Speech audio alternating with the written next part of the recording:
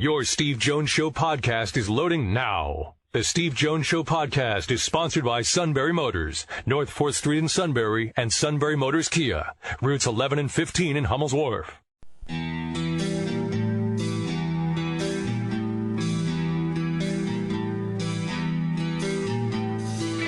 Sports talk where your voice counts. This is the Steve Jones Show on News Radio 1070 WKOK.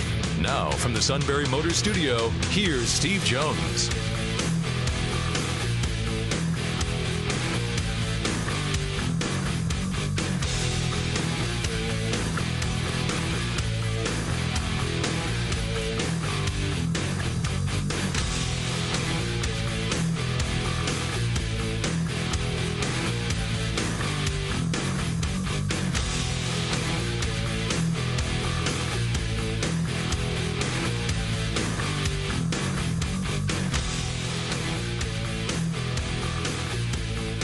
Very pleasant good afternoon to you. Tuesday edition of the Steve Jones Show on News Radio 1070 WKOK. You can find us at stevejonesshow.com. Like us on Facebook. Follow us on Twitter. Twitter handle at SteveJonesPSU.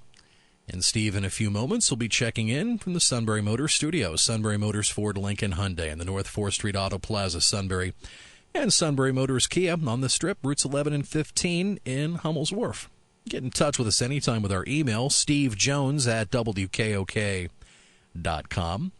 And after we finish our live shows, we drop them as a podcast so you can listen to them anytime, anywhere, on demand. They're available on both the Apple Podcast app, iTunes, and Google Play. Podcast numbers continue to go up. We appreciate that very much. And if you happen to listen to us on iTunes, don't hesitate to leave us a review. 5-star review. Love those. With you live till 5, then we'll have the Late Day News Roundup with Sarah Bennick and CBS Sports Radio tonight. We were scheduled to have Shikellamy Sports tonight, but because of the early dismissals for Shikellamy, no basketball, no wrestling tonight. Shikellamy Shamokin Wrestling has been rescheduled for Saturday at 3, so we will have that for you here on WKOK with Steve Williams. And Shikellamy Lewisburg basketball tonight postponed. No new date has been set as of yet. And, of course, when that gets ironed out, we'll have that for you as well here on WKOK with Kevin Herr and the Chief Dave Ritchie.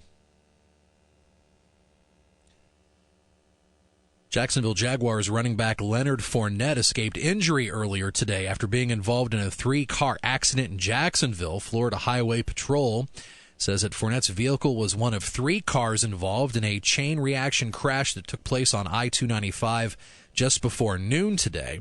Fournette was not at fault and was allowed to drive home after police sorted everything out. Besides Fournette, the passengers in the other 2 cars also escaped without injury. 1 car had to be towed from the scene. 1 driver involved from the incident ended up being cited for careless driving. Do we know the whereabouts of the suit at that time? I know where he was 1 hour prior to that, but where was that? We had in our meeting this morning. Going flights. Not funny. Just wondering. Okay. It's just a question. Yeah. You're an inquiring mind that wanted to know. I mean, no need to get touchy about it. I'm not touchy at all. Wow. All right, so explain to everybody what it was like sitting there watching that. Because you texted me at one point. I did not text you back. I just figured, well, let's just see how this goes. Well, my phone died halfway through the third quarter, and I wasn't even at 20% battery strength. But I have an iPhone 6, but that's another story for another time. I'm just having some battery issues with my phone. Maybe it was the cold weather. 21-0 at one point. I said to myself, He texted me. What the heck am I doing here? Oh, yeah, at that point, 21-0. What was my text? One word. Embarrassing. Yeah, not me, the team on the field. And they just dug themselves too deep into a hole they couldn't get out of. So much for that shutout. I was really hoping on that shutout that you were looking for. Boy, you can't tell me any in the 64,000 in that house expected a 45-42 shootout. I sure did. Excuse me. I took full responsibility for my comments yesterday. Okay. Well, I knew you would. I said, look, could I be any more wrong than I was? I was wrong. I said they would woodshed them and they would shut them out. Now, most shows would be like, just move on to whatever. It's just check that. Look at the hand. Look at the hand. It's just absolutely mind-boggling. You see Blake Bortles, who pretty much was not even allowed to throw one pass in the second half of the game against Buffalo, and just at the right times where he needed to make a play on Sunday, he made a play, and you got to give him credit for it. That does not make him Tom Brady. That does not put him in NFL's elite. But you make a play at the right time when you're supposed to make a play, and he did. But I did say this yesterday. Maybe Jacksonville's better. The defense was much quicker. I'm just saying. Much quicker. But you played them twice. Yeah. Both games were at home. Yep. Both games were separated by a significant amount of time. Mm-hmm. The result was the same each time. Maybe they're just better than you are. Now, you don't, as a Steeler fan, you don't want to admit that. You're sitting there saying, I've got Le'Veon Bell. I've got Ben Roethlisberger. I've got Antonio Brown. I got Juju Smith-Schuster. I'm better than they are. Right? Except as a team, maybe you're not better than their team. I'll admit, I was more honked off leaving the stadium back in October than I was on Sunday, but maybe that's because of the fact that it was just so bone-chilling cold and just I was so emotionally drained after watching that shootout. So it's now, how did Deb handle it? She handled it great. Sat through the whole thing. As I told you last week, did she duck into the club when she needed to warm up? Nope. Stayed out there the whole time. I go to games when it's cold. The heck he does. The heck he does. Exactly. No, you got that right. He does. Exactly right. I won't back you up on. I ain't backing you up on that one. You'll be out on your boat yourself. Oh no. We all know that is not happening with him. Hey, how many times have you asked him to go to a Steeler game? And how many times has he told you no? He's batting 1,000. See, maybe you and I ought to go to a game sometime. I'm in. I would love that. Sunday. No, I don't want. But I don't want to knock Deb out. Well, it's a situation where obviously there's more than 2 tickets, and we can make it happen. No, maybe you and I would go to a game sometime. I think we need to get you next time Steelers-Giants happens, and I don't care if it's either at Heinz Field or in East Rutherford. I think Steelers-Giants, I think your brother needs to come down, and we road trip, and we definitely do a game. That we've got to make happen. I think it'd be fun. It would be a blast. I would love to sit and watch a pro football game with you in person. I mean, I would come out of that stadium smarter. I don't say much during the game. You could probably show me some nuances and ins and outs that I wouldn't expect to see. Well, all I know is, I talked about nuances yesterday. All right, Artie Burns did not come out well with my nuances. He made a play or two here and there on Sunday, but that line, I mean, no pressure whatsoever on Bortles. I kept looking out there. Wait, is Bud Dupree out there? Is he out? Okay, yeah, I see a 48, but he might as well not be out there.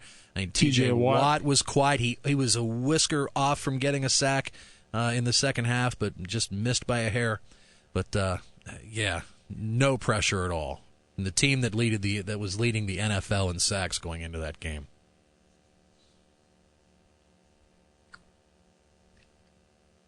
But yeah, line of scrimmage, they got the crap knocked out of them. Absolutely, 3-point game, final score. Nah, that game wasn't that close. Jacksonville got pressure with 4. I don't remember them blitzing. Yeah. Do you? I don't remember them blitzing. No. Now this is where we'll get into this with Neil Coulon, obviously, but this is where the Antonio Brown injury came into play. He was phenomenal.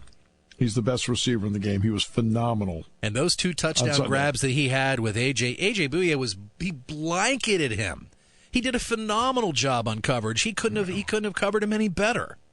Right. Except, the 2 touchdown grabs and a couple of others drove home something to me. What did you notice on the 2 touchdown grabs? A.J. was the only guy with him. Yeah, there was no one else around. Yep. Exactly. Yep. I think because of the injury. Now, Jacksonville normally doesn't double up. They did not use a safety because they didn't feel they had to with the injury. Now, with that said, Brown was phenomenal. But if you notice Ben holding the ball, looking around, because normally Brown's doubled. Yeah. Well, they weren't doubling him. Well, now that extra guy is doing something he shouldn't be doing normally. Taking up a space he shouldn't be in. And I think that caused a lot of confusion for the Steelers during the course of the game because they couldn't find sometimes where that extra guy was. Oh, when you get Ben upwards of over 35 passes a game, it just gets too one-dimensional. You're down 21-0, so there's really nothing you can do there. So I was just really hoping for much more balanced offensive attack with the run and the pass, and it goes back to October. That was the thing that I was, I was harping on over and over again when we were on the Clipper going back to our car to Station Square. How many times did Bell get the ball that game in October? 15. How many times did he get the ball this past Sunday? 16. Yeah, but they were stuck. But that extra guy took away touches from him. Yeah. Again, because they weren't doubling Brown, didn't have to. So after 19 weeks, you're 66-49 after a 1-3 performance over the weekend. Putrid, also embarrassing. I am 66-48, one game ahead of you, after a sterling, and I want to say remarkable 2-2 performance.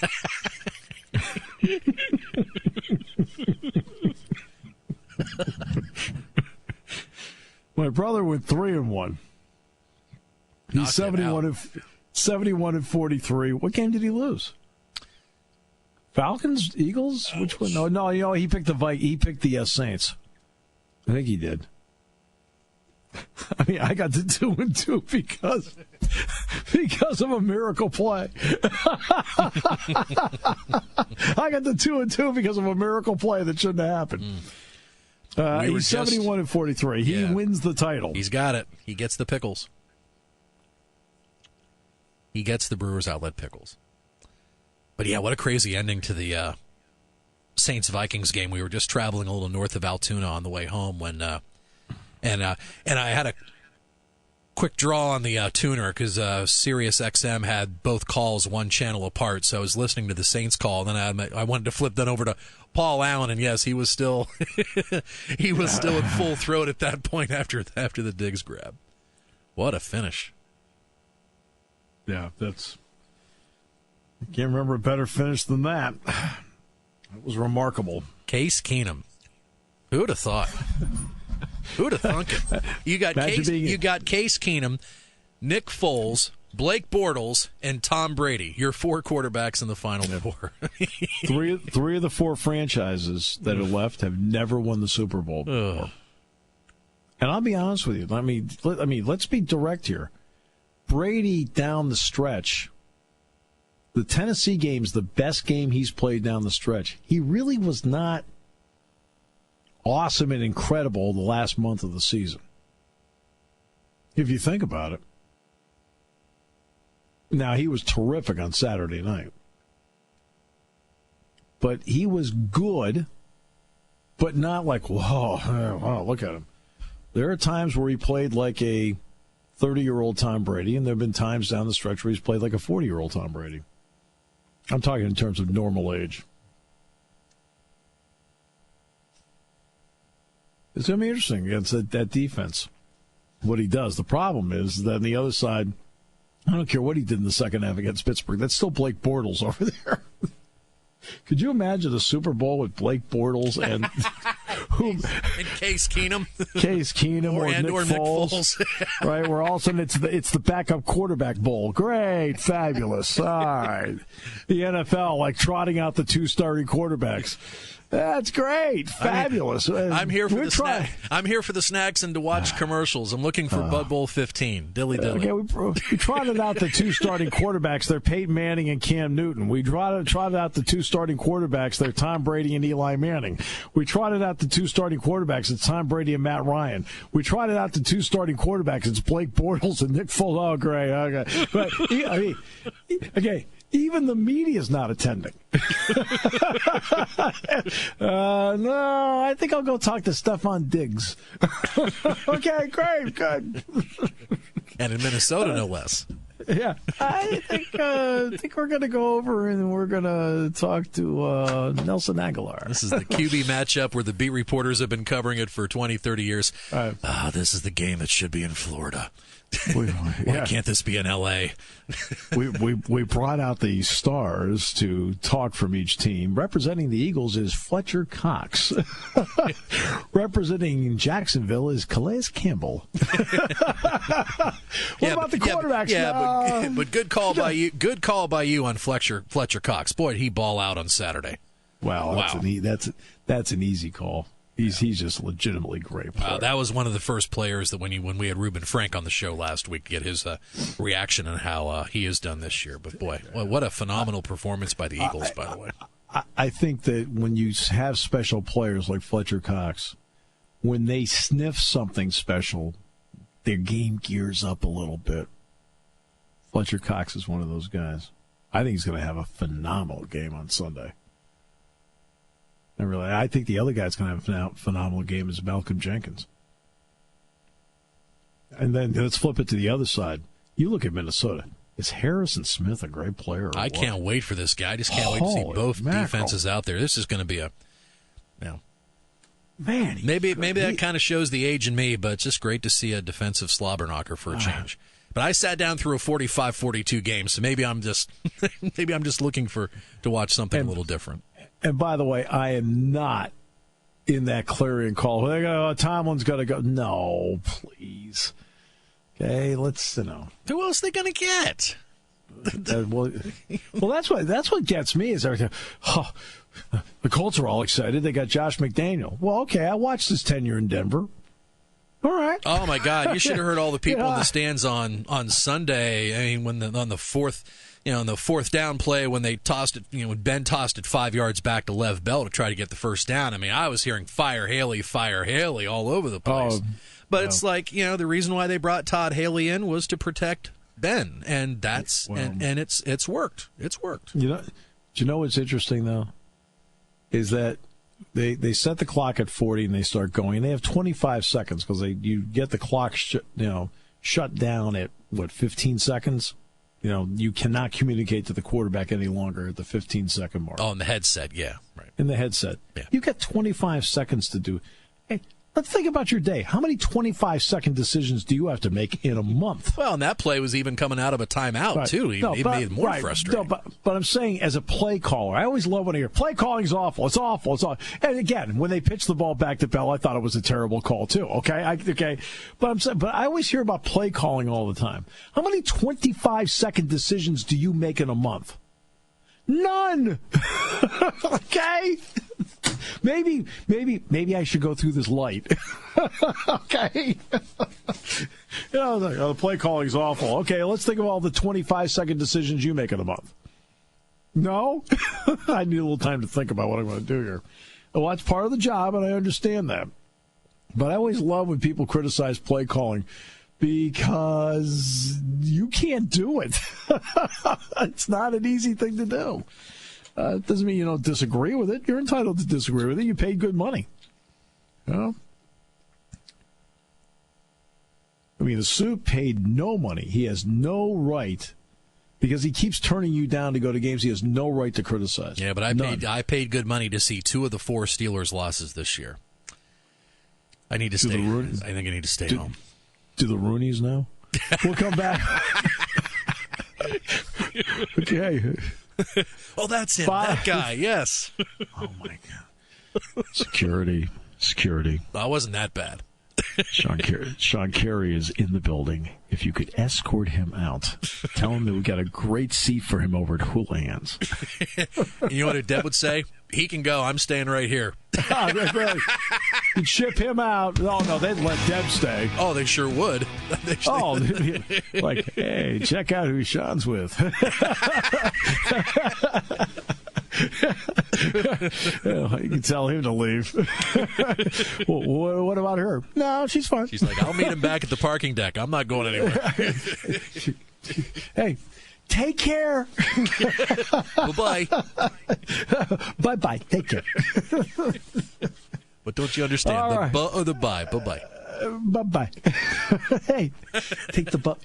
Take the boat. Actually, the Clippers weren't running on Sunday. High water. Oh, So we had to call an audible. Luckily, we found out at 10 o'clock Saturday night, so I got a plan B in place with no problem. That explains the parachutes. All right. Bottom of the hour news next here on News Radio 1070 WKOK. Taking your calls at 800-795-9565. This is the Steve Jones Show on News Radio 1070 WKOK. Now, from the Sunbury Motors Studio, here's Steve Jones. Great to be with you today, brought to you by our good friends at Sunbury Motors, 4th Street in Sunbury. Sunbury Motors Kia, routes 11 and 15 in Hummel's Wharf. All right, Penn State basketball last night lost in overtime to Minnesota. Both teams shorthanded going into the game. Minnesota shot the ball really, really well last night. But there are a couple things that for Penn State, look, like not having. Let's start with I'm going to do this in a three-pronged way. So let's start with the defensive end of it. The defensive end of it was a problem. You can't give up 53%. But Nate Mason's a really good three-point shooter, around 40%. And Dupree McBrayer is a really good three-point shooter, also right around 40%. All right. Well, that is, all right, they hit threes. That's no surprise. They're both two really good three-point shooters. The guy you don't expect is Jameer Harris. He had scored a total of 9 points in the Big Ten. He'd scored a total of 9 in the Big Ten. And he scored 16 last night. Hit 2 big threes in overtime, hit a couple threes early in the game. You know, a team hits 10 of 17 of their threes. Hard to beat. All right, that said, so part of that is defense and going under ball screens and things like that. All right, so that's the defensive part. Now let's get to, there's only one coaching area I just want to address. And that it's, and believe me, you know me, I rarely talk about coaching, whatever. The only thing I would have changed coaching wise last night, the only thing, or if I could be a bug in Pat's ear, when Penn State had the 20-12 lead, he put guys in the game. Okay, that's fine, including Satchel Pierce. Well, you could tell right away in the first couple of possessions, Jordan Murphy was going to just tear apart Satchel Pierce. You could tell. And Pat saw it. So he immediately got guys to the scoring table, including Mike Watkins. And I know you're in a really tough spot. Do you really want to be? Mike played 37 minutes last night. Do you really want to play Mike 37 minutes? Of course not. You don't want to do that. You want to get Mike around 30 minutes in a game. But it's also hard to put Julian Moore in there because back-to-back games that are close together with his knee that's not quite right. Okay. But I don't blame him for putting Pierce in. But when you could just tell he had no shot against Murphy, all right? And I know he was hoping for the media timeout. I think he just should have used his timeout at that point. And that would be about it. You know, other people in God, they should have done this, should have done that. Look, there's no magic wand here, okay, guys? I mean, I know everyone thinks there's a magic wand when it comes to coaching and so forth, and you're the head of the program, and I got that part. But No. There's nothing that they did during the course of the game that I would look at and say, oh, no. That's just the one thing, because I think it would have stopped the run for Minnesota, maybe blunted momentum, because you can win or lose a game in the first half, which now brings me to Tony Carr. Tony Carr was, in the final 8 minutes of that game, remarkable. But Tony's performance in the first half opened the door for Minnesota to win the game. He needed to be remarkable, I think, in part to make up for what he did in the first half. Because you can win or lose a game in the first half. I would like to see Tony Carr, Penn State's point guard, do a better job of taking the game temperature in the first 10 to 15 minutes of a game instead of more often than not getting his own. Doesn't mean he can't take a shot here or there, but find out who's hot, who's not, what's working, what's not. It took 74 shots last night. He took 30 of them. Now, admittedly, down the stretch, I wanted him taking a lot of shots because he was the hot guy. And he sent it to overtime with a 3, and he hit all of his free throws, all at crunch time. He's 24 for 24 in the final 4 minutes of games. But I want to see my point guard do a better job of taking the game temperature in the first 10 to 15 minutes of a game to figure out what's working, what's not working, who's hot, what's the best matchup, because now you're doing this in real time. Instead of taking, well, here's an opening, I'm going to take an off-balance shot.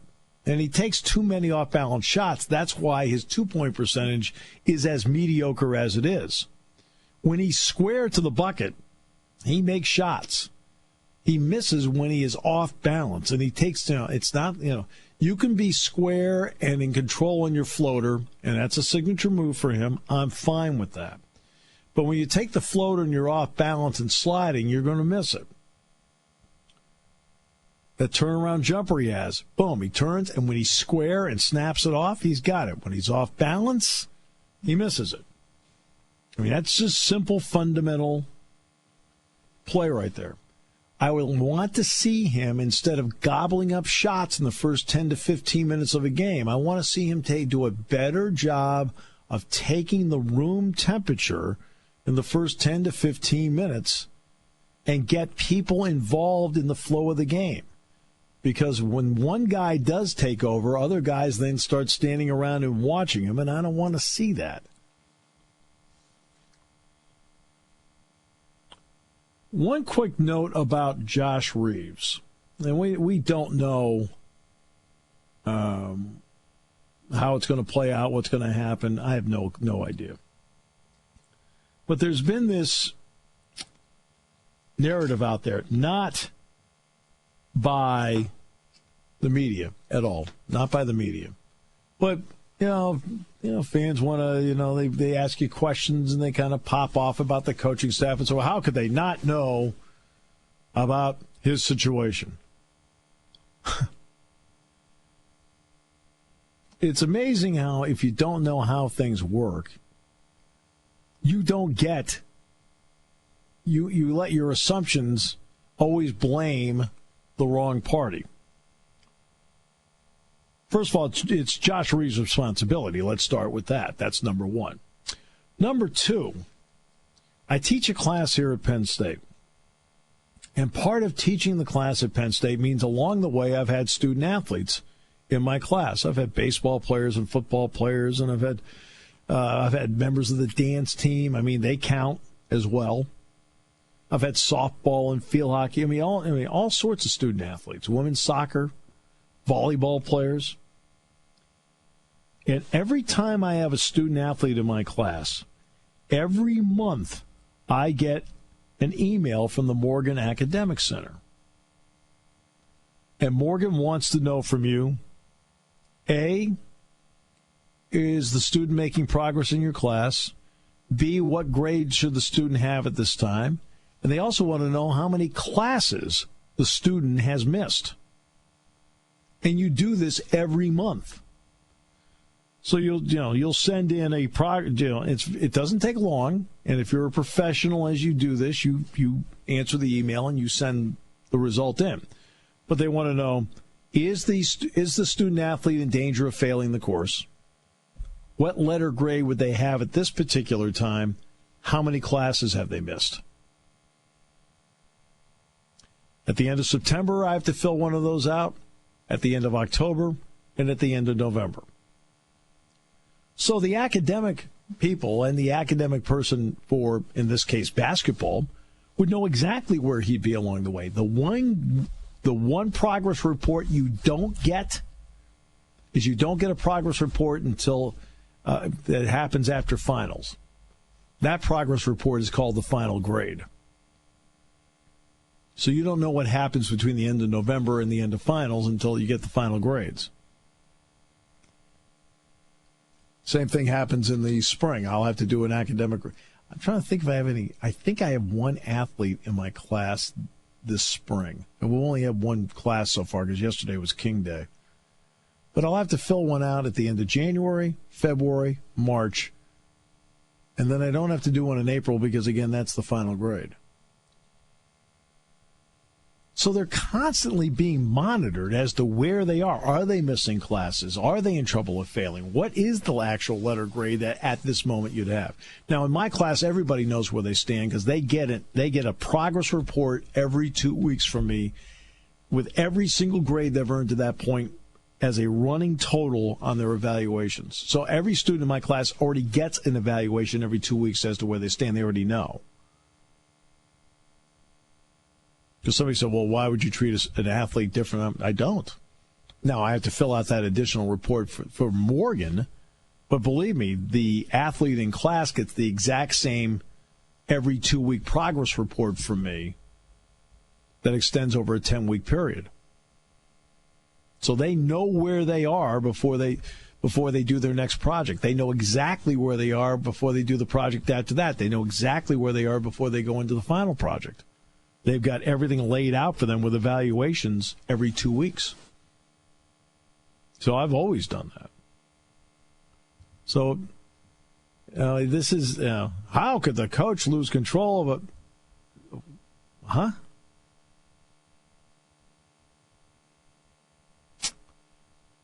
Every once in a while you have to maybe give people a little more information.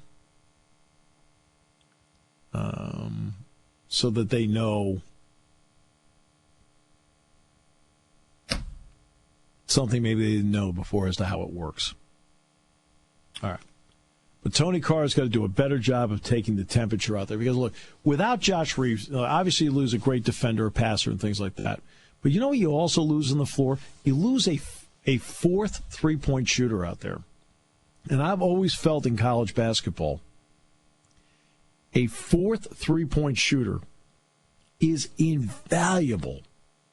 Not because they can hit three-point shots, because obviously they can, but that fourth three-point shooter changes the spacing on the floor.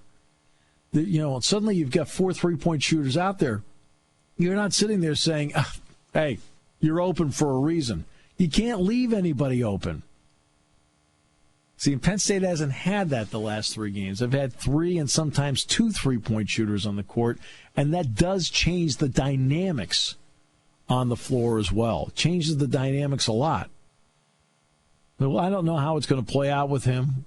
I have no clue.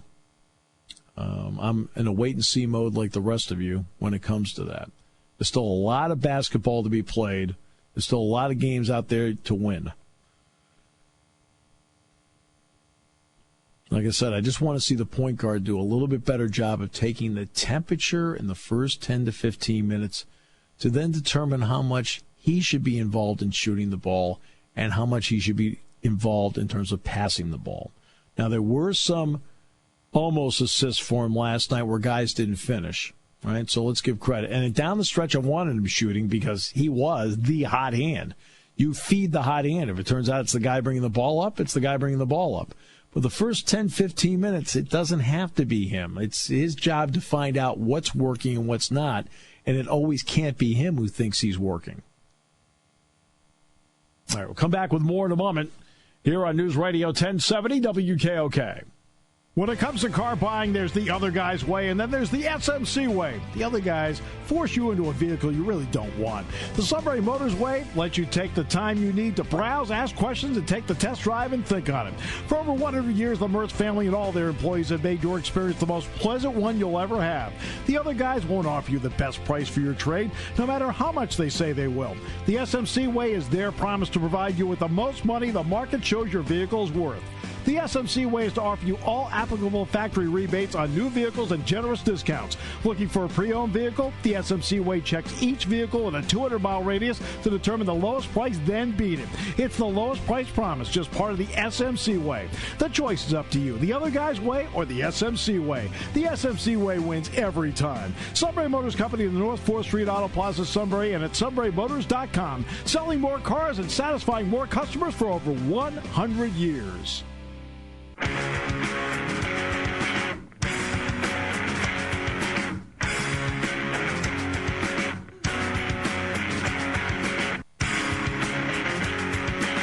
Okay. Look, officials have to do a better job with the replay part of it. It's got to be more efficiency in replay across the board. I'll give Gene Steratore, though, a ton of credit, calling the.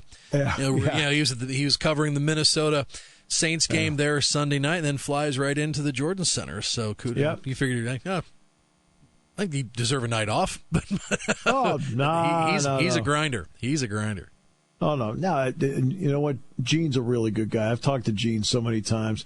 He likes the fact that I knew his dad. His dad was a really good college basketball official for a long time. Did a lot of Penn State games along the way. Look, Pat Driscoll's one of the best. He worked the game last night, and I think Gene's very, very good. But here's my bone to pick with last night on the officiating. It has nothing to do at all with any call that was made or whatever. But Jameer Harris, who hit 2 threes in overtime and a couple threes early in the game, also went through a spell of not hitting anything, including one he took from the wing with 5 minutes to go in the game. It's on the near wing, he takes it, and it's such a bad shot. Things happen. All right? It's such a bad shot that he hits the backboard, and you could tell from where we were that it missed the rim by about 6 inches to a foot. Okay? That's not close. Okay?